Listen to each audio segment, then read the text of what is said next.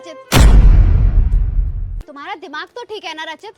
अब ये भिखारन हमारे साथ हमारे घर में रहेगी। एलिस, खबरदार जो तुमने मेरी बहन को भिखारन बोला तो। अब चलो। भाई भाभी बिल्कुल सही बोल रही है, तुम मुझे मेरे हालात पर छोड़ दो। बहन, बहुत कर ली तूने अपनी मनमानी, अब तू कुछ नहीं बोलेगी। अब तू मेरे साथ अपने घर में रहेगी, बस। अब चलो मेरे साथ।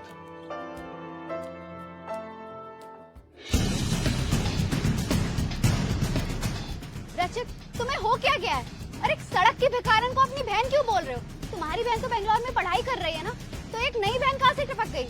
तुम सड़क से किसी को भी उठा के अपने घर ले चलोगे और मैं उसी के साथ रहूंगी। एलिस, तुम्हें सच्चाई नहीं पता है, इसलिए तुम ऐसा बोल रही हो। मैं तुम्हें सच्चाई बताता हूँ।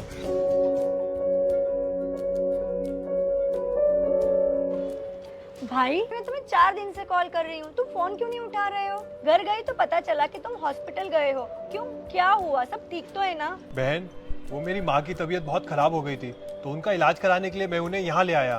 डॉक्टर ने बोला है कि उनका ऑपरेशन करना पड़ेगा, जिसमें 2 लाख का खर्चा आएगा। पिछले कुछ दिनों से मैं इसी में बिजी था और आज मैं गांव जा रहा हूँ अपने खेत बेचने के लिए, जिससे माँ का ऑपरेशन हो सके। भाई इतना सब कुछ हो गया और तूने मुझे एक कॉल भी नहीं किया। माना कि मैं तुम्हारी सगी बहन नहीं हूँ, लेकिन मैं तो तुम्हें अपना भाई मानती हूँ ना।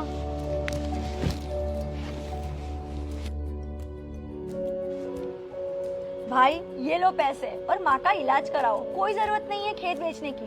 नहीं बहन, मैं तुझसे ये पैसे कैसे ले सकता हूँ? क्यों भाई, क्या तुम्हारी माँ मेरी माँ नहीं है, या तुम सिर्फ मुझे नाम की बहन मानते हो? नहीं बहन, ऐसी बात नहीं है, लेकिन फिर भी ये। अब ये पैसे रखो और माँ का इलाज कराओ। और हाँ भाई, याद रखना मेरी शादी में सबसे महंगा और बड़ा तोहफा तुम ही लाओगे। एलिस, जब सारे रिश्तेदारों ने मुझसे मुंह मोड़ लिया था, तब इस बहन ने मेरा साथ दिया है। और आज जब वो इतने मुश्किल हालातों में है, तो तुम चाहती हो कि मैं उसे बेसहारा छोड़ दूं?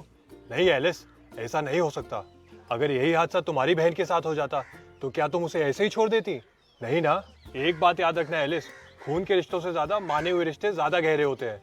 आई एम सॉरी रचित, मुझे ऐसे बात नहीं करनी चाहिए थी। आज से हम एक साथ एक ही घर में रहेंगे।